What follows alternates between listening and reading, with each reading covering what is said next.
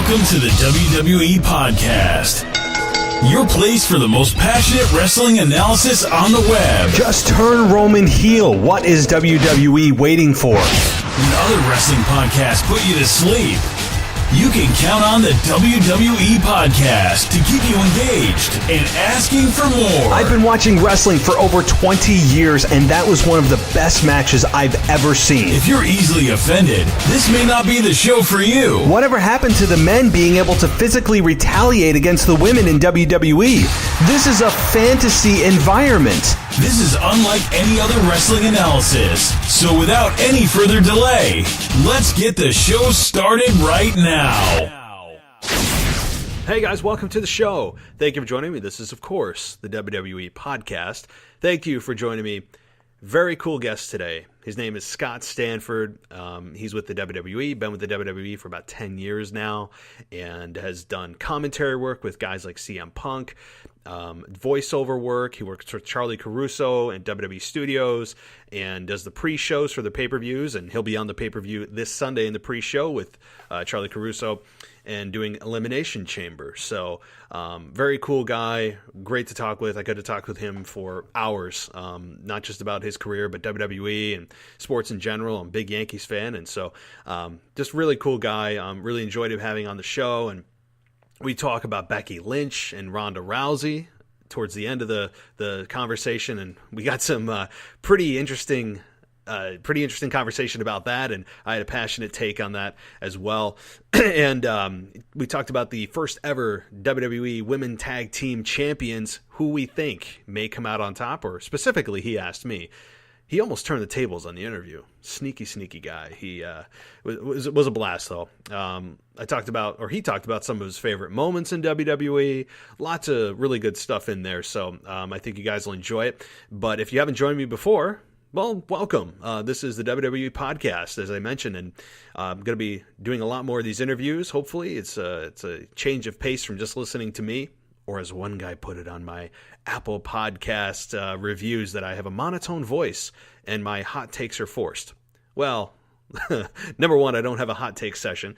Number two, I don't think I have a monotone voice, unless you want me to, in which case I can start singing lullabies, if that helps. I don't know. Maybe that's my second career. But guys, thanks for listening to me. And if you like this show ad-free, go to patreon.com/WWE podcast, and you can get this ad-free and lots of other exclusive content as well.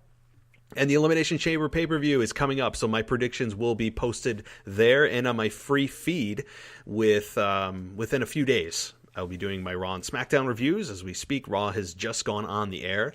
It is a little after 8 o'clock here on Monday, February 11th. So those of you who are listening to me, I do appreciate you guys, and I really want to thank you for those of you who have taken the time to give me 5-star ratings and reviews. It's an awesome way to help out the show, and it's totally free. Totally free. So, all right, guys, without further ado, I'm not going to wait any longer. Let's get right to Scott Stanford with WWE. Okay, guys, welcome back. And right now, I have a very special guest. His name is Scott Stanford, and he is currently with WWE. He's also a sports anchor. I know that he is with Pix 11 News. So, without further ado, Scott, welcome to the show.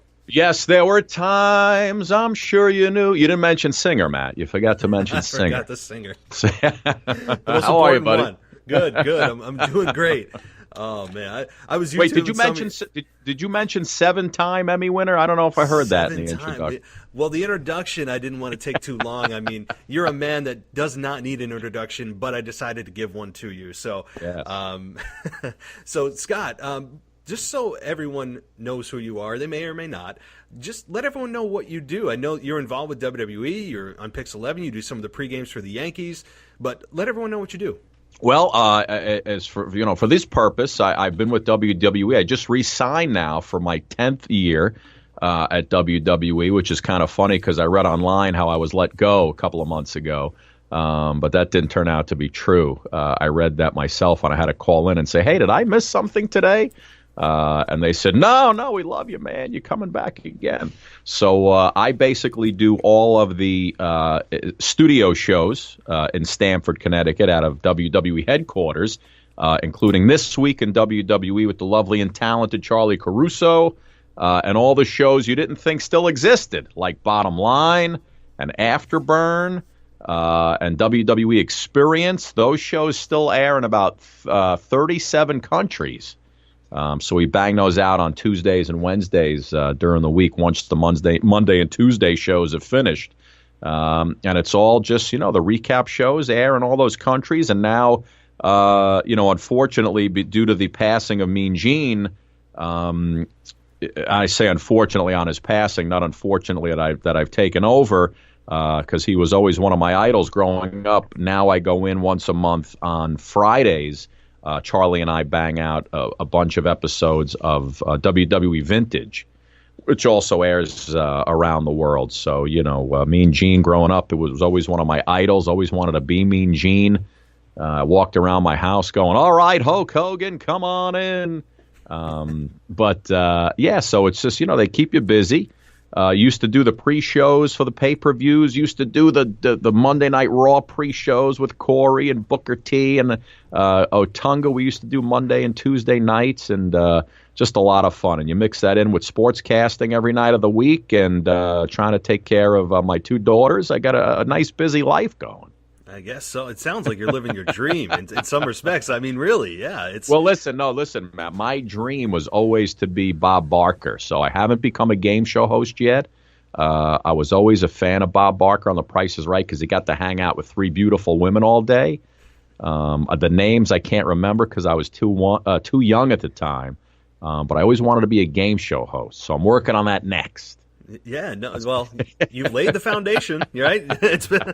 You'll have to talk to Drew Carey. But listen, thanks again for coming on. And you mentioned quickly on Mean Gene, and I'll touch on him just for a moment. I think he meant so many different things to so many different people in the business. He is one of the few guys, and I was listening to Jim Ross's podcast as well. He mentioned that nobody in his 40 years of being in the world of wrestling has he ever heard anyone say a bad thing about Mean Gene. Can you mirror that?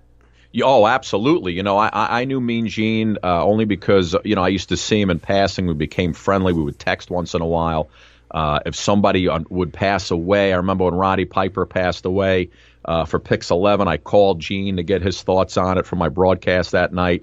But the fun thing was every time I would see Mean Gene, I would impersonate him to him, and he would go right back at me. I'd say, all right, Mean Gene, come on in this Monday night at the Garden. And he'd say, all right, Scotty boy. And we would talk like Mean Gene for, 10, 15 minutes to each other.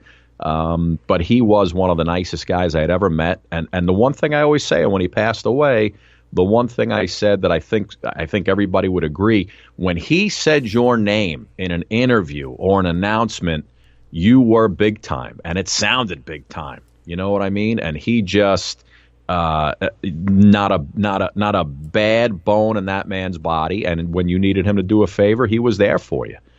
So nothing I could say about Mean Gene other than he will be missed dearly.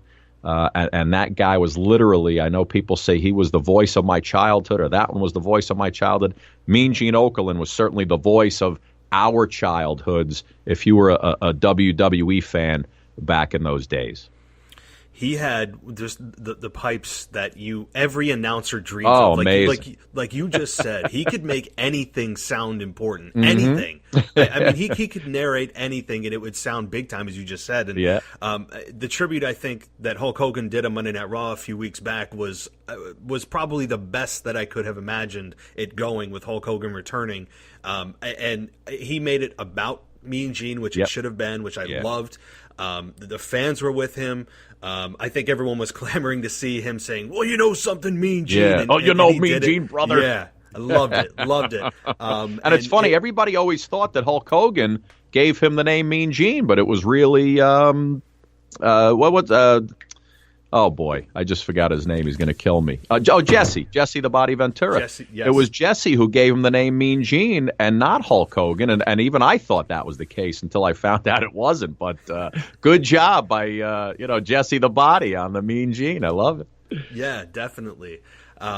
So, outside of WWE, I know you do Pix 11 and you do some of the pre-games for the Yankees, and I just did a little bit of a YouTube search on some of your content before we got started, and I saw this one segment that you did on the news, and I believe it was called Gmail, and you read some of the people's tweets on the air that were some favorable and not so favorable, which I absolutely loved. I got to say, I mean, I don't know if you're still doing that segment, but that is... I love any time there's self-deprecating humor and you just own what people say. And you don't always have to bring on the things that people are praising. You brought on some of the things that people were saying on social media. I loved it. You know what? Isn't it boring to hear people praise you? It's so much more fun and more comedic when you read the stuff, with the sad music underneath. Scott Stanford really stinks. He set sportscasting back 20 years. I love doing that, and Mr. G is always my foil. He's been the weather guy here in New York for 100 years. And there's a picture of him holding the mail, and it's the Gmail bag, and it all just works together. Listen, the funny thing is, really, I get so much positive feedback, and I love it. People are so nice, and I try to respond to everybody. If you're going to take the time to tell me how much you enjoy what I'm doing, and at the end of a really crappy newscast for 57 minutes, and I come on and I can at least make you laugh before you turn on Seinfeld or you watch Jimmy Fallon or whatever it is, and you want to take 2 minutes to write that to me, I'm so appreciative. But really, every 1 out of 20 will be just a disparaging remark. They can't stand my corny jokes, my humor. Which, by the way, the corny jokes are on purpose, people. Just for so you know. I love reading because that's what gets my job is to get the anchors involved and to get them laughing and get them responding. And when people write, how I'm the worst sports anchor and I shouldn't be on the news, how is this guy on TV?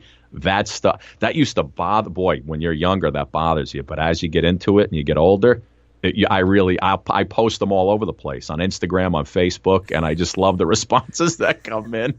It just cracks me up. So that's the Pix 11 Gmail bag is it's great. I love it. I did too. I popped for that one. I loved it. And I thought that, anytime, like I said, you can own that makes it that much better. And those people that are giving you disparaging remarks, you have to remember they're still watching, right? Of course, it's like you're the heel on TV, right? So like they're watching, they love to hate you, but they're still watching, which is what the most important point Listen, is, right? if you're turning on Pix 11 to see me give you the scores that you could have caught about 2-3 hours ago, you've come to the wrong place, and there's 5 other stations in New York that you can go to get your highlights and your scores. And, I like to run stuff, the fun videos offline and just anything we can find that really has nothing to do with, the local Ranger games or the Yankee games. We give you the highlights, but it's always more fun. The people who watch us are not sports fans. They just happen to stick around past the weather. Yes. You know what I mean? They're not waiting for me to come on to give them scores. They already know the scores.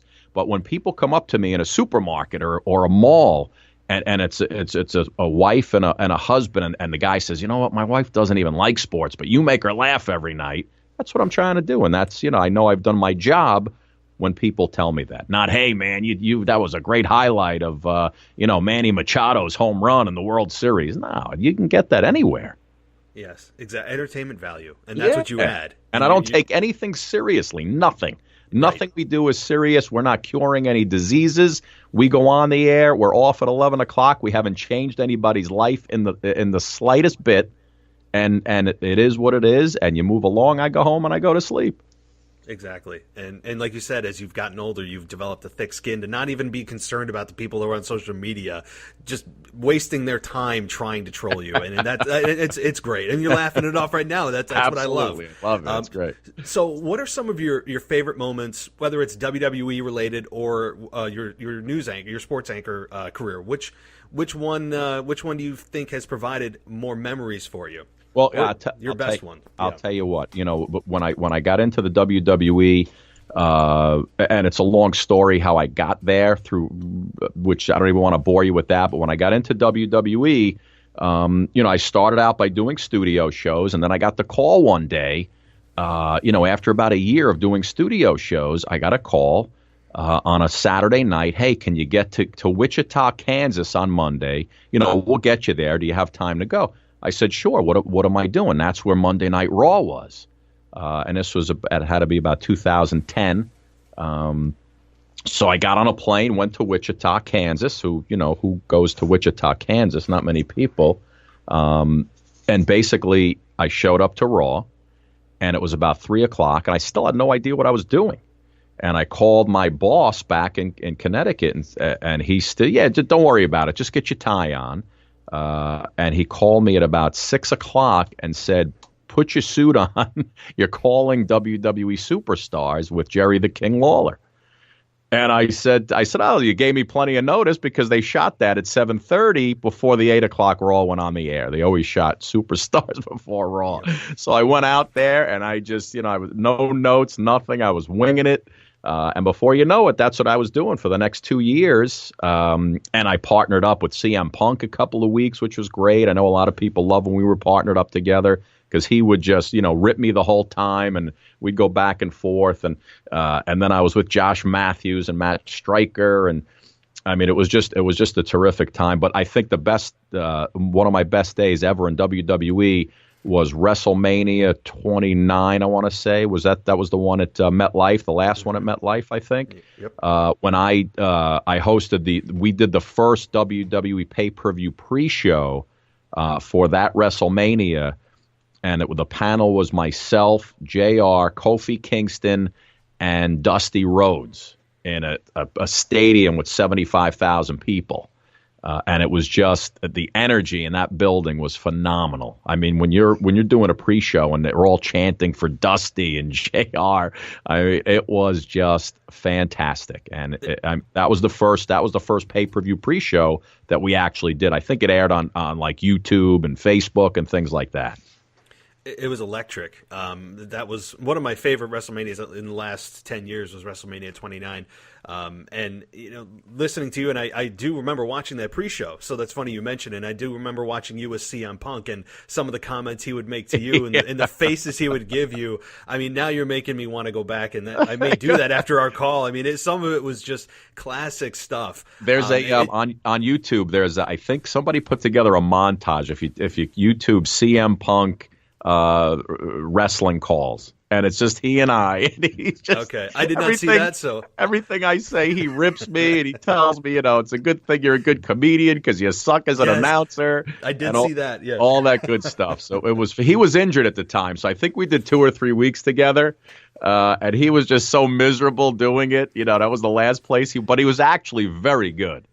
Very good. What? He could have been, if he wanted to, stayed a commentator, and I think done very well. But he was such a multi-talented guy. But you looked at him and the comments he was making, and I'll have to look at the compilation after this call. I'm telling you, I'm doing that after this call. But he seemed genuinely miserable. So if you're telling me he was actually miserable, that came across very well, which made TV even better. It was actually very funny. And another thing I used to have fun with is on the Monday Night Raw pre-show, we had a little thing going where I would always introduce the guys with some funny introductions, and I would always introduce Book, and almost on an insulting basis, and he would look at me with his, "Oh, you did not just say that," and people online just started running with it. That Booker wanted to kill Stanford and Corey had to hold him back. And it was, all right, Book, listen, tonight I'm going to say this. You're going to do this. And everybody's going to think that you're ready to kill me. And it was so much fun how, you do it. You get the response online and people just go nuts with it. And they think they don't know what's real, what's not real. And it's just very funny. It was great, and on that same front about what's real and what's not. One last thing I want to touch on with you is the Becky Lynch and Ronda Rousey. I mean, this main event of WrestleMania. I think not only is it the women who are main eventing WrestleMania for the first time ever, which is awesome and historic, but the fans have now turned on Rousey. And I don't think WWE is foolish enough to believe that at WrestleMania, Ronda Rousey is going to be perceived as the babyface. I don't see how they believe that's going to happen. So what are your thoughts just in general about this match? How historic is this? Is this something that internally people are buzzing about? how do you view this match? For the first time ever, the women are main eventing WrestleMania. Well, Matt, are you looking past Elimination Chamber with Ronda and Ruby? Are you are you not giving Ruby any chance at Ronda at Elimination Chamber in Houston? Listen, I really feel that there is. There are not too many times I feel like something is a lock and I would put money on it. But listen, I respect Ruby Riott. I think she is a great hand. I think she is very talented in the ring. Her best days are in front of her. But right now, Ronda Rousey is a bulldozer that has she cannot lose to Ruby Riott at Elimination Chamber. They may make her look strong, and they should. But right now, it would make absolutely no sense. So to answer your question, Scott, there may not be a better bet right now than having Ronda Rousey beat Ruby Riott at the Elimination Chamber. So that's your answer. And do you feel, Matt, that there will be no Charlotte interference from now until what is it, April 7th, right? April 7th, Sunday? Yes. Do you feel there will be no Charlotte Flair interference from now until then, where it could end up being a three-way or something to where it's not even Becky Lynch and Ronda Rousey in the main event? Now, see, I'm going to be very honest about this, and it's a very diverse fan base. I think that they're very divided on this, because people are telling me, or trying to make the argument to me, that by adding Charlotte Flair to this match, it's going to be a better wrestling match. It's going to be a better story. I would counter by saying, when is the last time we have been this highly anticipated of a one-on-one match?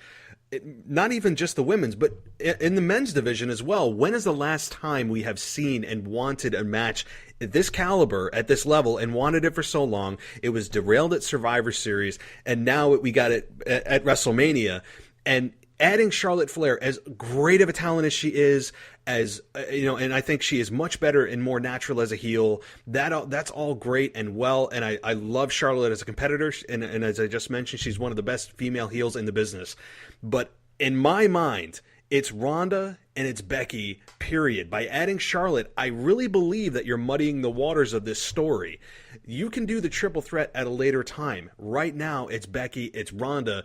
I think, and I mean no disrespect to Charlotte whatsoever, this is actually subtraction by addition by putting Charlotte in there.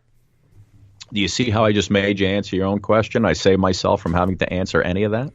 I like that. That was sneaky. That was sneaky. I appreciate that. You did a nice job, though, man. I like the insight. Very nicely done. Thank you. I really abbreviated my rant on this from last night. I recorded a show and I had this whole rant on this. And look, I think it's going to be an awesome match.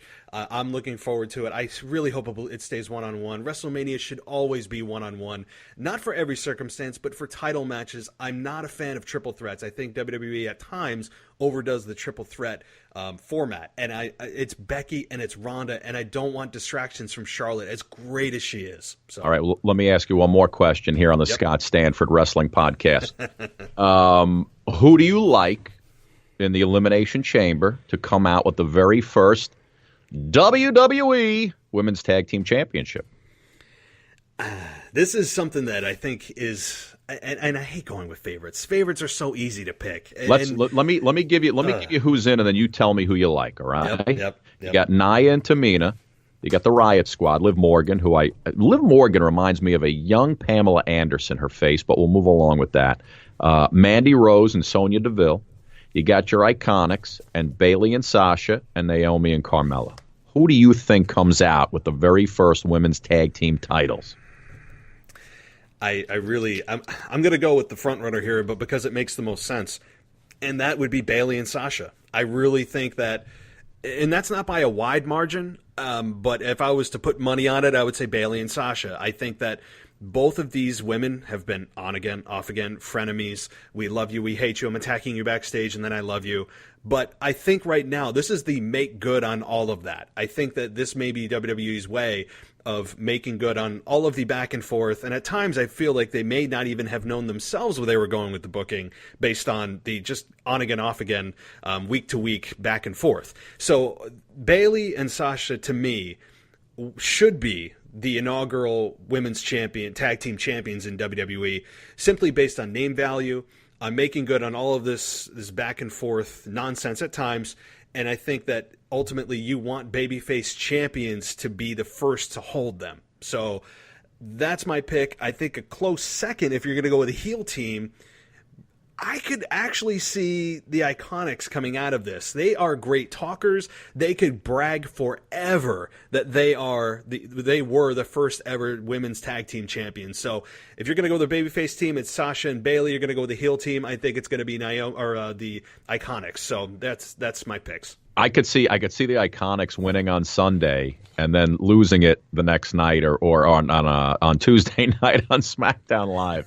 You know what I mean? Let them win it and then lose it again on Tuesday night or Monday night, whenever they should come and defend it. Mm-hmm. And again, Nia and Tamina too. Who Nia is getting some serious heat right now. Not just in the arena and everything that she's done to Becky Lynch, and we all know the story with the broken nose, broken face, and all that. But the heat that people are giving her on social media is real, and it's brutal. But if I was in Nia's shoes, I would say this is awesome. I want that true heel heat, not that cool heel. I want to be hated, which is a very rare thing in today's wrestling environment, in my estimation.